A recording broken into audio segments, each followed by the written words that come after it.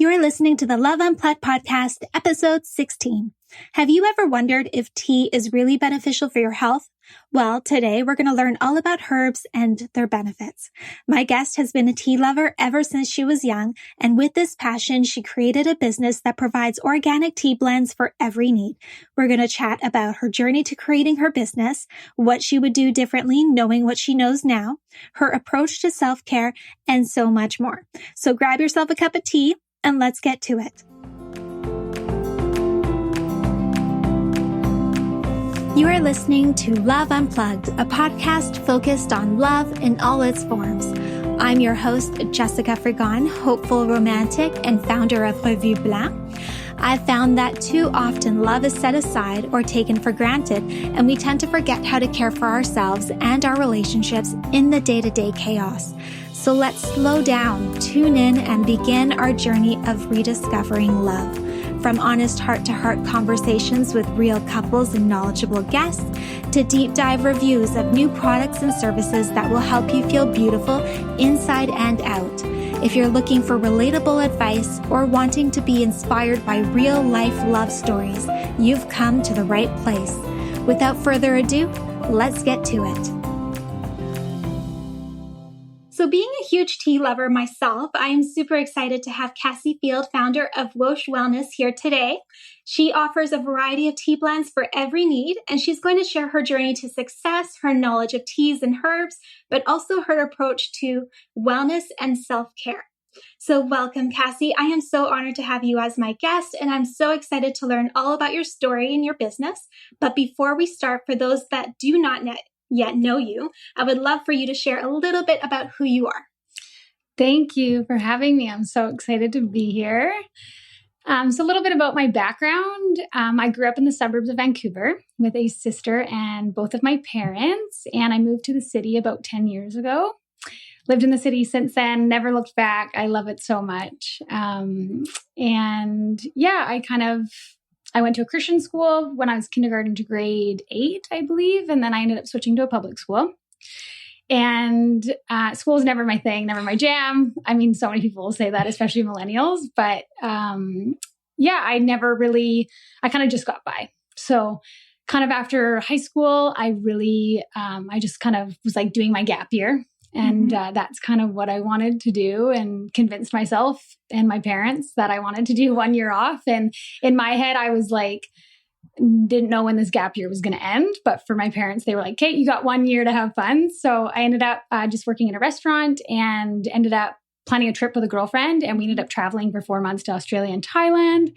So that's kind of when I first caught my travel bug. And I'm sure we'll get into that more later. But that's kind of my story. I was always really active as a kid. I was always into sports, played on multiple different teams. And I grew up in like a household that, we focused on healthy eating, active lifestyle. So that's always been a huge part of my life. That's kind of me in a nutshell, I guess, in my growing up years. Awesome. All right. So the first question, let's start with your journey to becoming an entrepreneur. What led you to creating Woash Wellness? Creating Woash, it really stems from multiple different phases in my life, which is so beautiful now that I see it and I'm like able to look back and know that. But at the time, I felt so lost. I had no idea what I wanted to do. I've always been a tea drinker.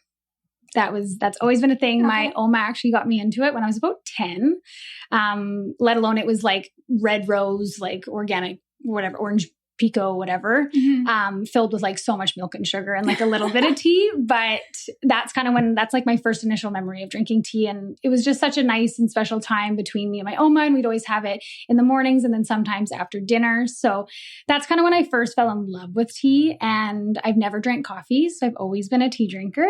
I know, shocker. So still to this day, you don't drink coffee? Still to this day, no. It really upsets my stomach. It's just really bitter. And I don't mind the taste of it. It's not the taste. It's more of like what it does to my stomach and my digestion. So that's kind of where the tea aspect comes in. And then, like I said before, when I first went on a travel trip, that was when I think I was about 20, 2021. And that was the first trip we went on to Australia and Thailand, and caught the travel bug, came home, made more money. And then my boyfriend at the time, now husband, wanted to go on another trip. So he's like, hey, let's take off. This time we took off for 8 months and just packed a backpack and just hit the road.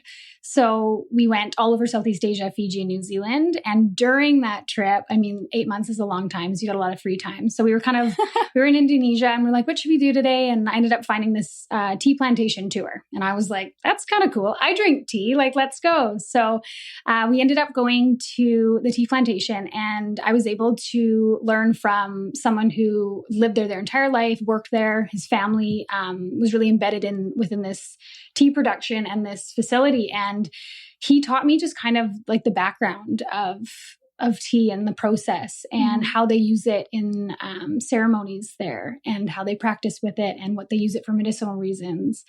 And that really piqued my interest. And I had no idea that tea really was beneficial. I just thought it was like such a comforting, warm beverage that was so nice to wake up to.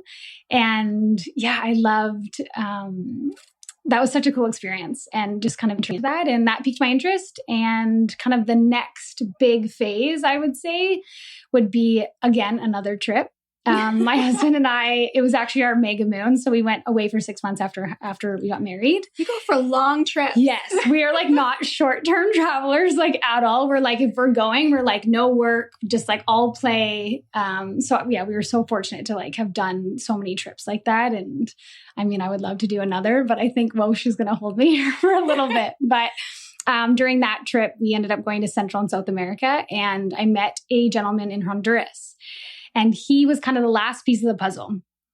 We were actually both there learning Spanish. So we were taking Spanish classes in a homestay, and we were just kind of getting to know each other. And he was like, yeah, I'm down here learning Spanish, but also sourcing out coffee plantations for my coffee shop back in the United States. And I was like, okay, what? Like, you're down here. Like, how cool is that? Like, you're down here within the farms and the actual people, and learning about coffee beans and all that stuff. And I was like, this is kind of cool. Like, I wonder if I could do that for tea, knowing that I've like been to a couple of tea plantations. So I took him for coffee, and I drank tea, obviously. And picked his brain. And I was like, what does this look like? How did you do it? Like, what was the initial phase? Like, have you always been coming down here? And it kind of stems from like, it was within his family, and they had connections and stuff. But that's when it hit me. And I actually started doing research while I was on that trip. That's awesome. Yeah. Wow. You never know what's going to come about on your trips. Totally. Yeah. Like, each of my travel trips, that was kind of the intention. I was always kind of lost in my 20s and never knew what I wanted. I knew I wanted to become an entrepreneur, but I was like seeking and always searching for that golden nugget. And now that I look back, I'm like, this is where it all came from. And this is what brought Woash to life. And that long journey of kind of discovering what that was. And yeah. So now I'm so appreciative of all those moments. That's amazing. That's a great story. Thanks. So what came first, your love of tea or your passion for wellness and just having good stuff in your life, like teas and herbs and whatnot? Yeah, I feel like tea, I think, originally did, just because I was drinking it at such a young age, and I was really unaware of what it was doing for me and how beneficial. I just thought it just like made your insides feel nice and warm and cozy. But so I would say tea was the initial. But I grew up in a household where my mom, fed us really healthy food at that time, what we thought was healthy. Yeah, we never had chips or candy or ice cream in the house. And I still kind of live like that to this day. It's always really been embedded in me. And so that kind of simultaneously happened. And then, as I got older, my kind of exposure to wellness and health and all that kind of grew and, grew separately from what my parents told me to do and not to do. So yeah, now it's really evolved into something. I'm sure we'll get into that, but it's, it's quite a routine, and it's very embedded in my day-to-day life. Awesome. So what has been your experience with self-care? So honestly, it's been frustrating. It's been a very big up and down road. I kind of, when self-care came on my radar, when it was like, ooh, what's self-care? I'm going to start doing that. It was probably about a couple of years ago. I'd say about 3 or 4 years ago. And it kind of hit when I kind of noticed my body was changing, probably when I was about 25. I was like, okay, I'm not the same anymore. I'm not 19. So I wasn't reacting to everything the exact same as I used to. And I couldn't just, stay up late, eat whatever I wanted, not be healthy, kind of not be as active as I used to. So, and a big part of that was, this might be too much information, but I feel like your listeners will appreciate a little honesty. I actually ended up, birth control was really bothering me, and I had been on it for probably like 13 years at the time. And I originally went on it because I had really bad acne when I was young, probably when I was about 13, 14. And I ended up actually having to go on Accutane, which is pretty much, like when you fill out a doctor form, like that's something on there. And I was like, okay, this stuff is clearly not ideal. And I don't even think they give it to anybody anymore. It's intense. Yeah. So, which I didn't really know at the time, obviously, but my acne was that bad. I had it like on my chest and my back, and like, it was awful. So, kind of coming from that. And at that time you had to go on birth control at the same time because of the defects of it.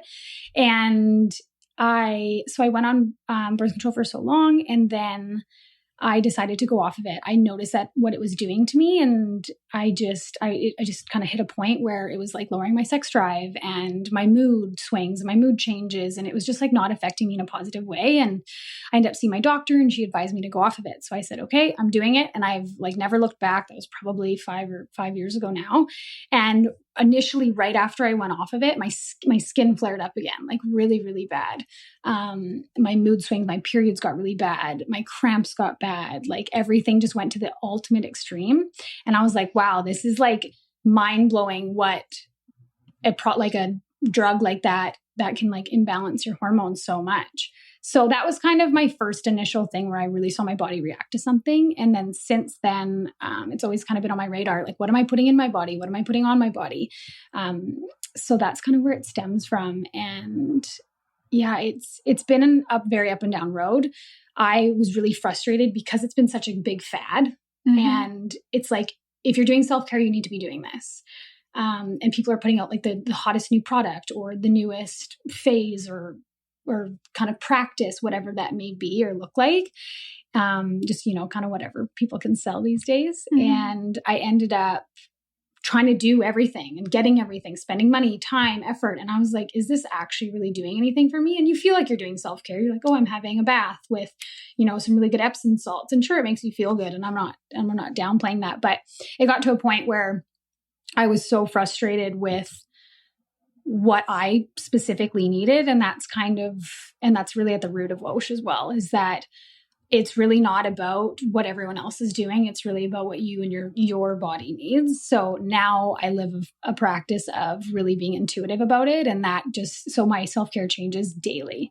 I do have my self-care routine in the morning, but even that changes. If I wake up and I'm like, I just need fresh air, like right away, I'll like make my tea and I'm going to go for a walk. And other days it's journaling, other days it's meditating. I usually do a little bit of movement in the morning. So like kind of like a mini yoga class or a stretch or whatever that looks like, or a bike ride. It really changes because I really don't know how I'm going to feel. And same with rest.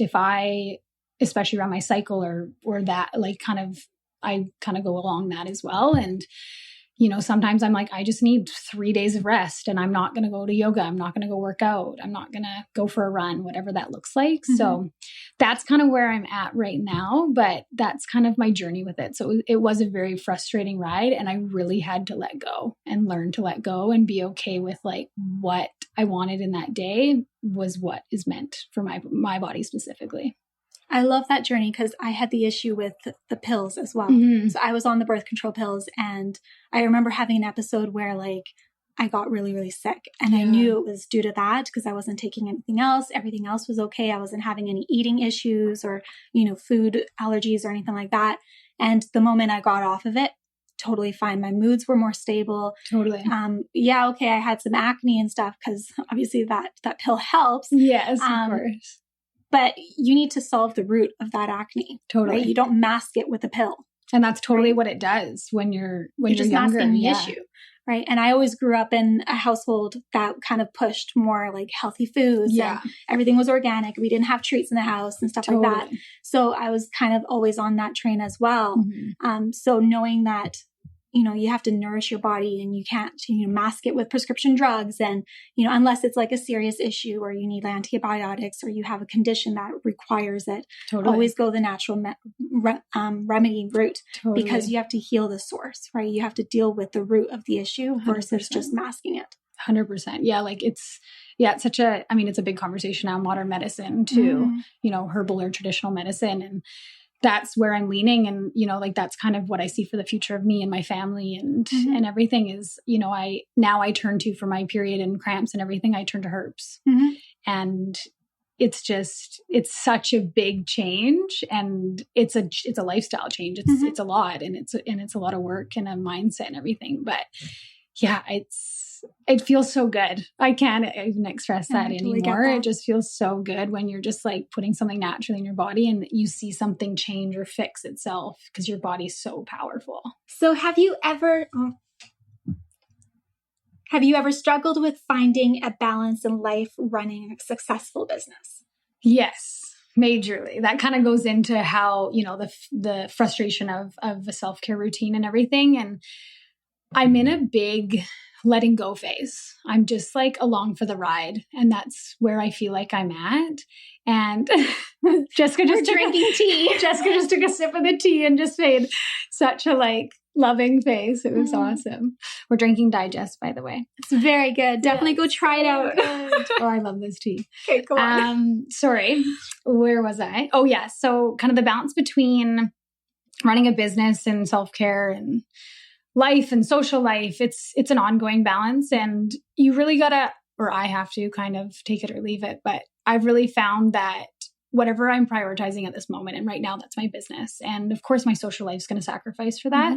And often sometimes my self-care routine, but I'm definitely over the past 6 months, I've really learned to let go and really let that just unfold how it's supposed to. And sometimes it's playing catch up. Sometimes it's taking a couple of days off work and only doing self-care. So I'm kind of more along for the ride and really allowing myself and giving myself that grace to, act in those moments of what I feel is necessary and right for me, my body, and my business. And I think when you can take moments like that and really look at those three elements and decide what's best, I think that's balance. Because I really hate the word balance. It's a hard word. Yeah, it's like it's not really a thing. You can't really balance it all. Like, what does that mean?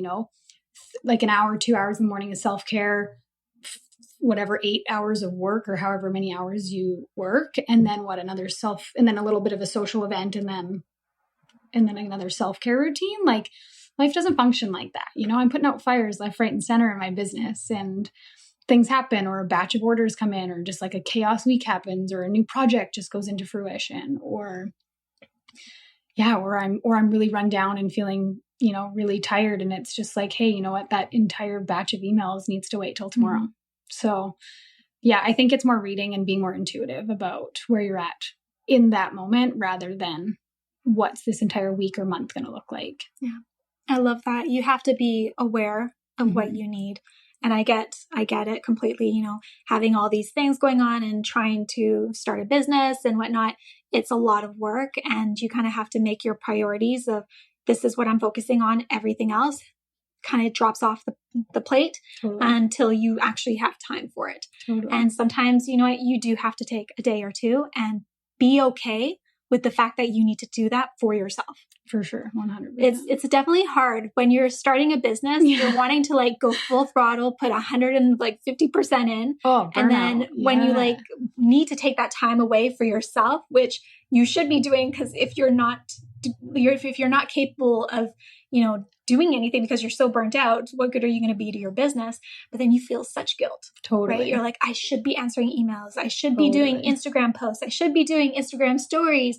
I'm going to lose followers because I'm not staying on top of it and things like that. But, honestly, it's be selfish with what you need for you. For sure. And I do kind of on top of that, it's kind of about and it's funny with like my new mentorship program and stuff and how I've incorporated it. It's like, you can't grow a business if you don't grow personally. And growing personally is taking care of yourself and pushing your limits personally and professionally. So these go hand in hand, and they have to go simultaneously together, or you're really going to get nowhere. So I find balance will come. Don't think like we're just throwing self-care out the window for a full week or anything, but you'll really realize that you need to do so many personal things, or what that looks like specifically for you, to be able to grow your business to that point. So yeah, it's a big thing. And I've also I've started Kundalini lately, and I'm obsessed. It is the best thing. I suggest Kundalini to anyone. Okay. Explain this to me. What is So it's like breath work and slow / fast movement, really. It's a type of yoga. Okay. It's amazing. And I'm going to do a little shout out because it is the most amazing studio. It's called Salt and Spirit Wellness. It's up in Kitts, actually, on Broadway. Okay. And Roberta's the teacher. She is the most amazing human. And it's all about like preparing your nervous system. And so I do that weekly, and going in there, and it's not like an extraneous workout, but you go in there and you do a lot of breath work and meditation and like different kinds of movements. And they're weird movements. Like me and my girlfriend, like we call it Weird Wednesdays. Like we do some weird things in there, but I have to say that's been a huge help to me. And knowing that I can go there every Wednesday and, take care of myself in that way and build my nervous system up. And that's kind of the energy behind Kundalini, is that you're really building your aura and your energy within yourself to be able to show up in the world as you want to, or as you're projecting with that strength, with that inner strength. So I love that. I'm going to have to look that up. I've never heard of it before. Oh my goodness. Have you ever seen like people dressed in all white? Yes. That's Kundalini. You don't have to wear all white, especially at Roberta's class. We're allowed to like walk in a little bit late. We don't have to wear white. But traditionally, they wear white because white is really like, it's a big projection. People look at you when you're wearing white. When you're wearing black, you kind of are hiding. Yeah. So that's kind of the theory behind it. Huh. Mm-hmm. I'm going to have to, I'm looking this up because I like that. It's so good. That's definitely good. It's amazing. So if you could go back knowing what you know now, is there anything that you would do differently when you started your business all the way to this point now? Wow, that's a loaded question. I made a lot of mistakes for sure. Like there was some money mistakes, not doing enough research, not being resourceful, not being like due diligent about things. I have a kind of a little bit of a weakness where I trust people right away. And I'm like, they're going to give me the best deal. Of course they are. Like, what do you mean? So I made a couple mistakes there, but other than that, like they weren't detrimental. They didn't halt my business at all. And I would say that like every lesson that I've learned and every curveball I dealt with and hurdle and confrontation or anything I really struggled with was so important to get me to where I am today. And if those didn't happen, I wouldn't be as resourceful right now. I wouldn't be doing my due diligence. So those lessons are so important to help you grow. So I would never look at them and be like, wish I did that differently. If anything, I wish I started earlier. Just start. Yeah. I was doing a little bit of back and forth dilly-dallying for about a year and a half. Kind of when I got back from my trip and had like the notion to start, I was like on about a year and a half path of like starting, stopping, that whole thing, which I think is pretty common with most new entrepreneurs.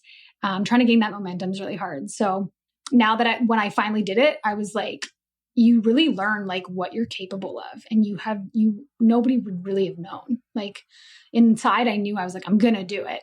But you always have those doubts that you can't do it. So when I finally finished and we launched, I was like, whoa, I like just did that. It was huge. Like that was a big accomplishment that I've been seeking my entire life.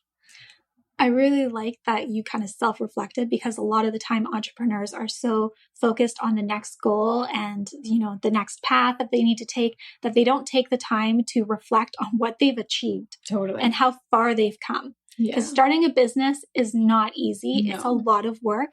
So to be successful and to get to where you're at and to be selling a product and to be part of creating that product, That's insane. Yeah, no, it is crazy. And I tell so many other people, I'm like, don't forget to, celebrate the small things. And I'm guilty of it too. But yeah, when you look back and I mean, now I have 2 businesses, I guess you could call it, with the new mentorship.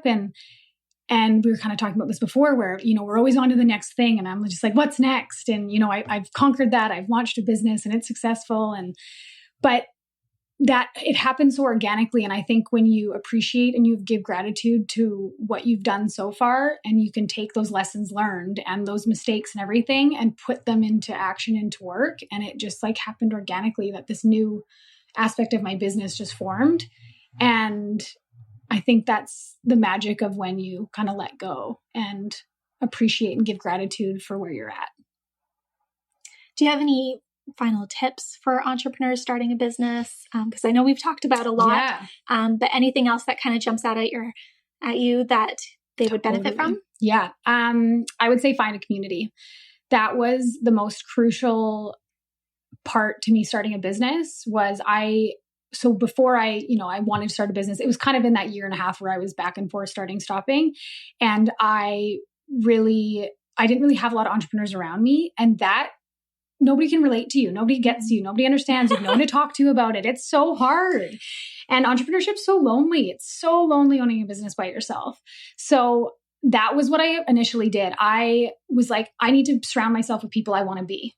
And I need to, for one, know within myself that it's actually that I'm capable of it and that it actually can happen, because I need to see it in real life. So I actually just started going to so many events, meeting so many people, networking. And I know this is not for everybody. And I've dragged a couple of my introverted friends to events, and like they've met their new clients, and and they're not as scary or bad as you think. And bring a friend if you want. I was a very like, nope, going by myself. People tried to come with me and I was like, nope, you're not coming. Like, I need to go. I need to meet people. I'm here to like get out of my comfort zone, meet new people. And so that's like my biggest thing. Find a community and really build that and use them and utilize them. Don't be afraid to email people and be like, hey, can I take you for coffee? I'd love to pick your brain. I was meeting with like big CEOs of Vancouver companies just because I was like, how did you do it? I want to be you one day. How did you do it? I'd come with a list of questions and I would ask them. And all the way to like kind of, smaller startup companies that were within like a year to 5 years of their business. And I just wanted to know like how they did it and what and learn from their mistakes too. I want to cut corners too. I want to get there faster than anyone else got there. So I ended up launching my business in 5 months. From like Hannah. the kickoff date of when I was like serious because of the whole dilly-dallying, I was like, okay, screw that. This isn't working. And I finally like made the leap and took the jump, made it full commitment, and actually signed up for a group mentorship program, funny enough. And so I find it so valuable. And I'm just like, I signed up because I wanted to be around other entrepreneurs. All of them had functioning businesses. I was the only one that hadn't actually started. And so I was at a place already. And yeah, we met every Thursday for 3 hours, and they held me accountable and pushed my limits, taught me things. And that's like from that day of the first meeting, it was 5 months till we launched. And it was pure chaos. It's a lot of work. Yeah. Yeah. We were about like two weeks out of, I think, launching, and I had no tea and no packaging. I was like, perfect. Crap. This product-based business is really excelling right now. So yeah, it was really good. Could imagine the panic you must have had at that moment. Oh, I was losing it. We were like labeling, packaging like the night before we launched till so late. Cause I was like, we actually didn't even launch with our, with the blue packaging that you see now. If you really dig back in our Instagram, you'll see these little white bags that we like makeshifted the night before to get together to sell them. So yeah, it was chaos, but it was all worth it. And it was such a fun ride for sure. But having that community is so important to like lean on. My husband is like the best person ever. He's so supportive and was there labeling and packaging with me and was there on market day. And he was making tea in the back so everyone could taste it. So hold on to those people. If they're your family, friends, hold on to them. If you don't have them, there's people out there like you that want the same thing you want, and go seek them out and hold on to them because they're so important. Do you find yourself to be an introvert or an extrovert? It's kind of funny. When I love my alone time. I love being at home. I love not being around people or talking to people. And I could do that for a week straight and you won't talk to me. But when I'm out or if I'm talking to people, I feed off other people's energy. And then I could be like the loudest person in the room or, just kind of, or I could also be having like a one-on-one, like a really good deep conversation one-on-one in the corner too. But kind of the one thing that I've learned a lot about myself in the past year is that I'm really sick of, kind of surface level talk. Like if I want to know you, we're going to get down to the nitty gritty really quick. Like I want to know what you're doing. I want to know where you want to go. I want to know how you got there. I just find like everyone's a teacher in your life and everyone is here to really show you and teach you something. So utilizing that in every relationship you meet and come across. So I love that.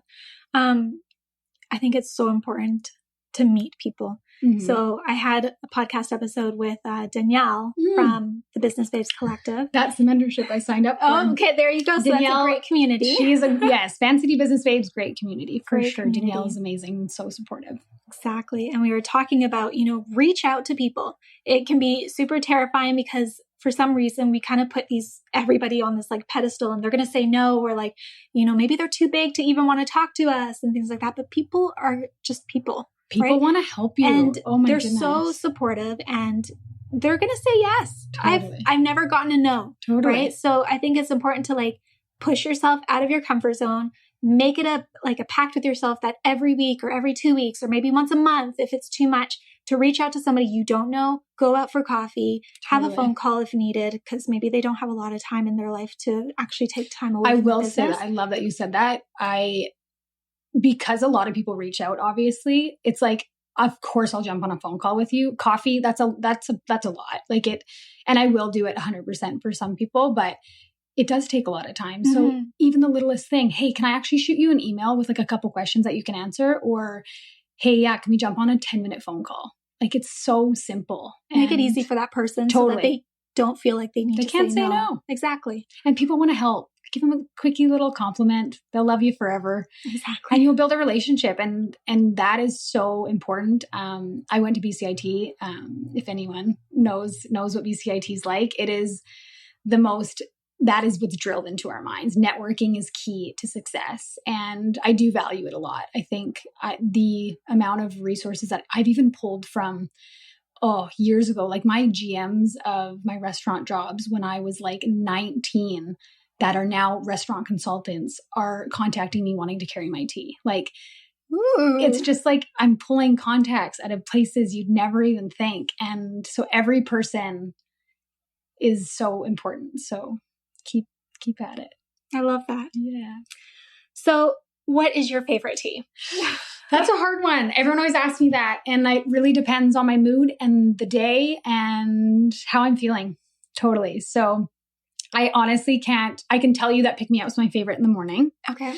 So I always start with a pick me up in the morning. I'm now on like this whole bullet tea train. I lack a lot of omega-3 and that's really good for hormone balancing as well. So I usually use some flaxseed oil and I'll throw flaxseed oil in there and blend it up with some like coconut milk or something. And it becomes this like frothy cinnamony, because pick me up is such a nice warm cinnamon flavor and smell to it. So it's like that morning cup. I always think of it like a Folgers commercial, literally. So that's my morning cup always. That never changes. And then my afternoon one, usually around 2-3 p.m., I'll usually make a cup of Think, because it still has caffeine. It's a medium level. And that one actually like gives your brain, it's really supportive for your brain. So the ginkgo in it is so beneficial for brain function that it helps you focus. It helps you lower stress levels. It helps you like stay alert mentally and memory retention. So ginkgo, good herb. Take note. Yeah. So that's usually my 2-3 p.m. And then kind of the rest of the day is a little bit of a free for all. me time. If I'm feeling, me time is really good for your nervous system. So if I'm ever feeling like super stressed from the day, or I like really need to just like calm down, relax, get out of my head a bit, me time is my go-to. If I've eaten a dinner I probably shouldn't eat, and don't get me wrong, I do indulge. I know we talk so healthy, but I do indulge a lot. I think I have like a stack of cookies over there that I'm going to crush today. So then I'll usually tackle digest. It's so just like the mint or the freshness. Sometimes I have it cold because it's so good. And then my weekender usually is Revive with some lemon slices in it. It is hot or cold, is so refreshing, especially if you've had a couple drinks the night before. It's really hydrating. It's really detoxifying for the liver. So there's milk thistle in it. So it actually just like targets your liver system and helps naturally like promote natural detoxification, which is great. And then immunity when I'm feeling really sick and sluggish and down. And that one is like that one for flavor profile, I have to say is the boldest, like biggest, yummiest, because it's like those chai spices, the cardamoms and the cloves, which are so anti-inflammatory. And then there's honeybush in it, and there's elderberries, and elderberry is another key herb out there. It's been used for thousands of years to help with respiratory infections. Really? So it has astringent properties, so it soaks up excess liquid, so runny noses, wet coughs, and then it has loads of vitamin C in it. So then it also like boosts your immune system. And then there's like anti-inflammatory in that blend. So that blend is so good for like when I'm starting to get sick. I'm just like 2 cups a day, continuously, and I usually can ride it out. It's kind of like that honey lemon water, but like I love honey. So good. Like it's just like that just got like a whole new makeover. Oh, that sounds good, because that's my favorite. Honey lemon. I'll put some cayenne and some some other stuff in there, but so good. Yeah, give it a go. It has that spicy sweetness with it, because it has honey bush in it and the elderberries. So it has that sweet and spicy. So yeah. It's my go-to for sure, but they're all so good. No wonder you don't have a favorite. I know. They all sound really good. I know, it's hard. Yeah, I mean, I've definitely built them for a different kind of, depending how you feel, and then like different times of day. So that's how I go about it. So why did you choose to go that way of building them based on like needs, right? Digest or think and things like that, versus just like, licorice or, peppermint. Yeah. So that really comes down to educating people on the spot. I wanted to really relieve the overwhelm of consumer goods, and especially the health and wellness industry. It is so overwhelming. There's so many products. And I know that's hard for me to say, like, am I just adding? And sometimes that's a lot of my shadow is, am I just adding to the consumer world? And am I really benefiting anyone? And, when you have those doubtful moments, but I went about it in a way where it stemmed from my frustration in the industry. I didn't go to holistic nutrition school. I didn't go to herbology or like become a herbalist. So I've done some courses since then and all this, just to like really get my knowledge down and know, like, because now I'm so interested in it, obviously, but I really wanted to be able to pick up a package, know what it was for, know what it was doing for me and why. So that's kind of why we went the route of digest. You know exactly what it's going to do for you. And then on the back, we're actually just redoing our labels right now. I'm so excited for them to come out, hopefully probably by the end of September, but they're going to be more educational and be able to kind of more explain like what elderberries does for you and why. So really eliminating that confusion and questioning and for the customer. So awesome. So you've talked a little bit about herbs. Were there ones when you were taking your courses or as you were developing your tea blends that you weren't really aware of and that really surprised you as to what the benefits were?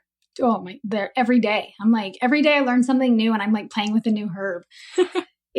And I kind of go through phases with them, but the big one that I have to say for all women, and please stay tuned for a new tea coming out. It's going to be a nettle base. So stinging nettle leaf. It is the most beneficial herb for women out there. It's good for men too, but it's basically, it's called like a salty herb. So it's actually really minerally based. And yeah, so like, again, with like even water, like our water lacks so many minerals. So drinking a cup of nettle is way more beneficial than drinking a cup of water. So I've actually started doing that. I don't drink water anymore. I only drink like herbal infusions.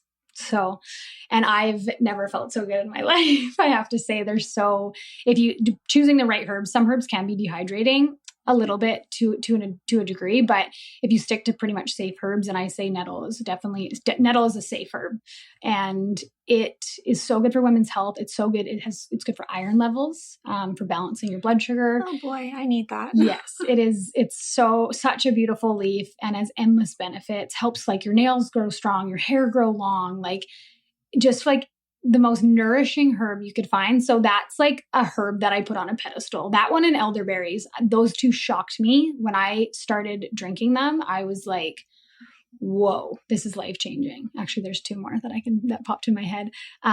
Raspberry leaf. Again, stay tuned for new coming tea. Raspberry leaf is the most beneficial for period cramps. It is. And I'm like totally spoiling like the new blend coming out, but I feel like, why not? I'll tell you. So our new blend is going to be lemon balm, raspberry leaf, and nettle. And it's going to be heavy weighted on raspberry leaf. So again, going back to the period and all that, once you get off birth control, your period pretty much comes back natural. And some people's is worse than others, and mine is extreme. I'm pretty much like a write-off for about 2-3 days. I am like in the fetal position. I am in so much pain, and I can handle pain. And I'm not just saying that.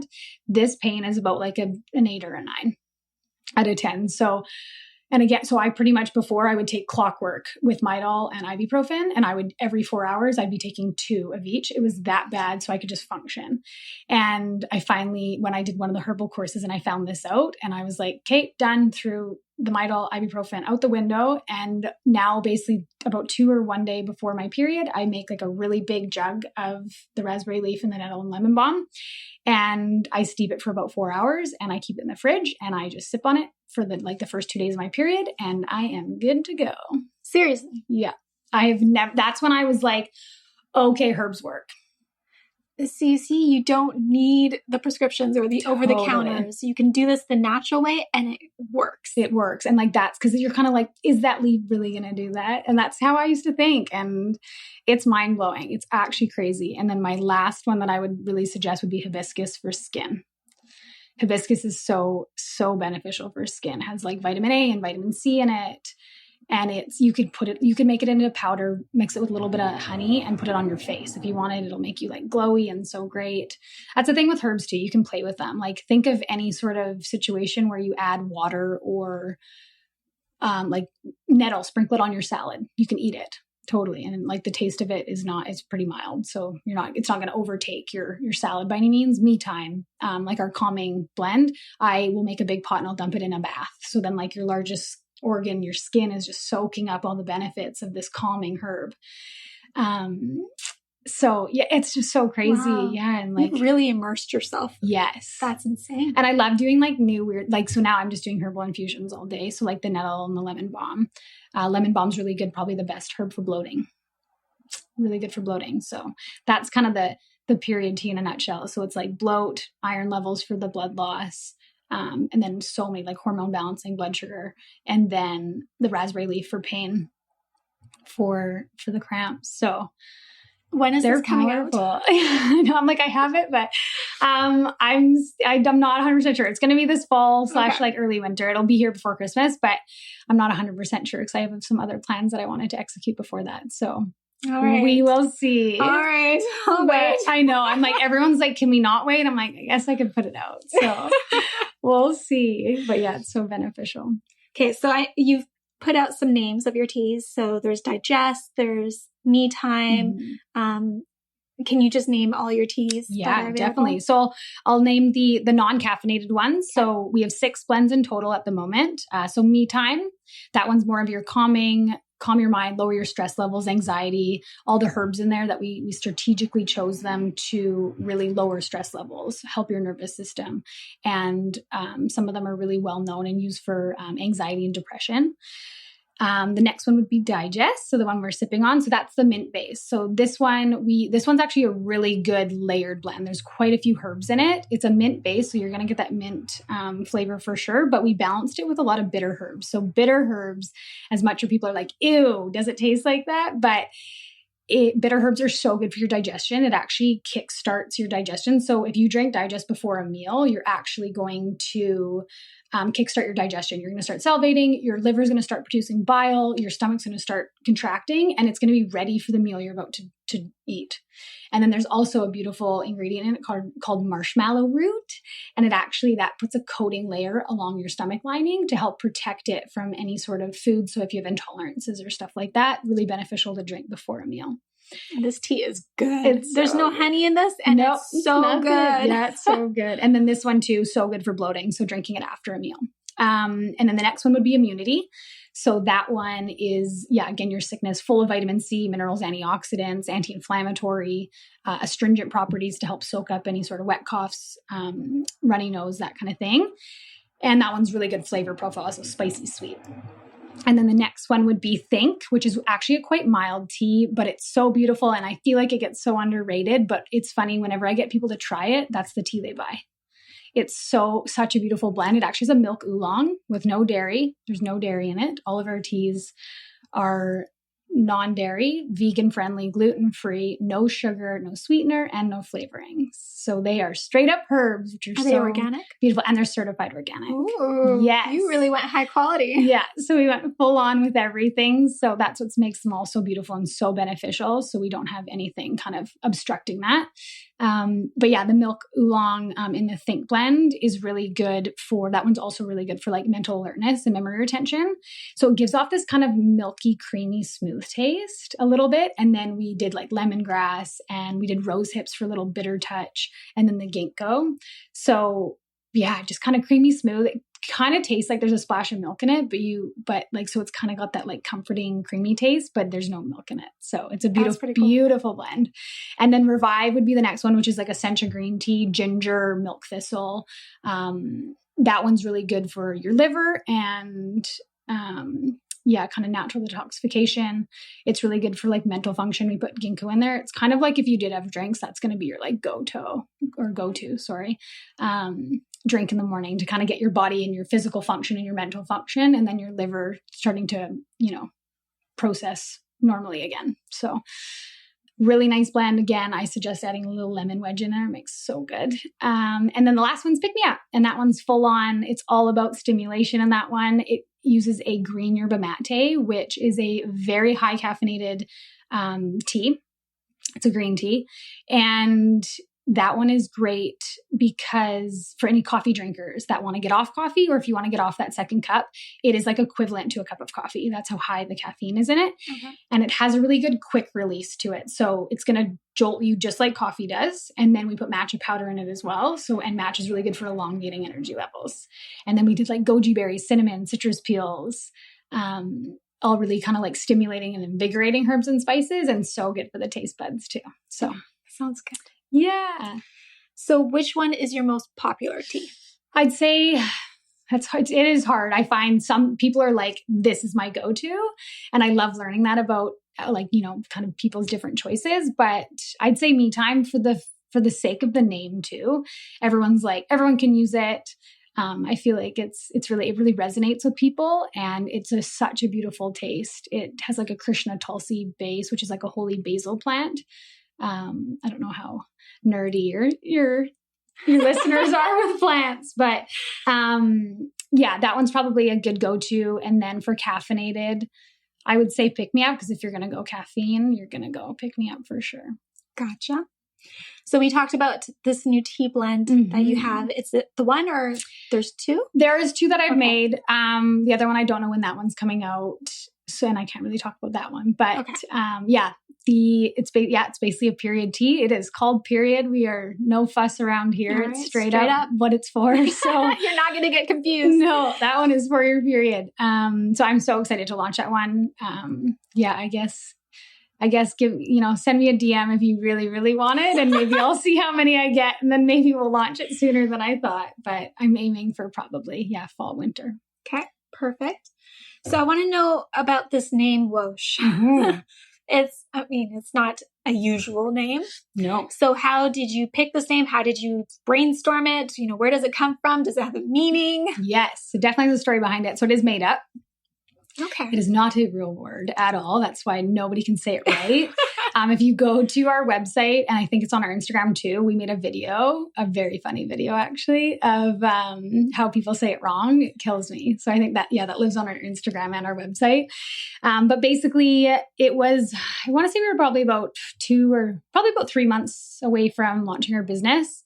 It's probably in about July. And I was like super frustrated, had no idea what I wanted to name my company. When I like mock named it, I named it like SIP, like SIP, and then it was going to be an acronym. And that's what it was. And I was like, never resonated with it. Didn't know what the acronym was going to be, like nothing. So quickly squashed that. And yeah, I was super frustrated, had no idea what I wanted to name it, and even the route I wanted to go. So at that time I was working on the branding with a local company, Salt Design Co. They're amazing. A little shout out. And I basically was so frustrated because they had asked me, they're like, what do you want to name your company? And I'm like, oh boy. And my go-to when I'm frustrated and I just need to clear my head is going for a run on the seawall. So that's what I did. I took my runners, went down to the seawall, went for a run. After my run, I was just sitting there watching like the waves crash on the shoreline. And as I was watching, I just resonate so much with the water, and I find it's just my go-to, and it's my place of clarity and my place of peace. So it ended up being, I just was sitting there and I was watching these like big waves crash, and I was just like, there has to be some cool word for like the movement of water, something in a different language, a scientific word, something cool that has to do with the water and how it moves. Mm-hmm. So came back home, my husband and I just like hit Google for about 2 days and just like Googled everything under the sun about water. And I was like texting friends, like one of my girls who like has like a science degree. I'm like, hey, what's all the sciencey words for water? Like that kind of thing. And we ended up, settling on, it's basically a sounds like word in another language of how they wanted to say wash. So, when like a wave hits, it sends out like that white wash that hits the shore. So it comes from wash. And then it was a sounds like, so WOASH, they were trying to teach somebody how to say it. And then when I read that, I was like, Woash. My husband's like, that's not how you read it. And I'm like, but that's how I'm going to read it. And then, that's how it came to be. I like that. Mm-hmm. Yeah. So it really resonates, I think, with the brand too. Like even when we were doing our branding package, it was everything I said. I saw blue. Like I never saw anything other than blue for the packaging, and everything all my descriptive words were like movement like water, like the ocean, like the waves, like ripples, like everything. And my branding girl, she was just like, okay, you really love the water, hey? I'm like, yes, it stems like the root of my business. So that's how it came to be. Great. Yeah. So where can I get this tea? Yes. And where can everybody else get this? But where can I go right now after this interview to find your tea? Yes, definitely. So you can find it at Woash, WOASH wellness.com. Mm-hmm. That's our website. Everything lives on there. And then you can also jump to our stockist page on there, and you'll see a variety of local retailers if you're in other provinces as well. We have a couple new retailers that are going to pop up in the next couple weeks here. So in different provinces and stuff. So keep your eye out for that. And it all depends where you live. But and then follow us along on Instagram, same Woash, WOASH wellness. And you can really find out kind of what we're up to when the new tea's hitting and kind of what's going on. And, we talk about a lot of herbs and their health benefits and how to use our teas in different ways. And I would also love to offer your audience a discount. So on your first order, you'll get 10% off. I'll give you the code. You can put it in the show notes. Awesome. So you're definitely going to want to check out the show notes so that you get this code. Yes. Because these teas are freaking amazing. Thank you. I love the digest. Thank honestly. you. I am going to check out your stock list because I am going after this episode. Yes. It's happening. I love it. So stay tuned because this is part 1 of my chat with Cassie. We're actually going to jump in on the next episode, which is going to air in a couple months, and talk about this other side of her business that she started, which is super exciting. She talks about it on her Instagram, so definitely go follow her because she definitely lights up when she talks about it. So she's very passionate about it, which means that it's going to be big. Yes, I can't wait. It's going to be good. All right. Well, thank you so much, Cassie, for taking the time to share your story and your passion for tea with us, but also giving us such valuable advice on balancing, getting to a good balance in life and work, and wellness in general. Thank you so much for having me. It was amazing talking to you. I'm Jessica, and thanks for tuning in today to Love Unplugged, the podcast. If there are any questions or topics you'd love answered on the show, head on over to revueblanc.com and share your request with me. If you haven't yet, go to iTunes and subscribe, rate, and review this podcast and share it with a loved one. Your feedback means the world to me, and the community we've created is what fuels our discussions here. After all, this is all for you. Join me next time for another Unplugged conversation.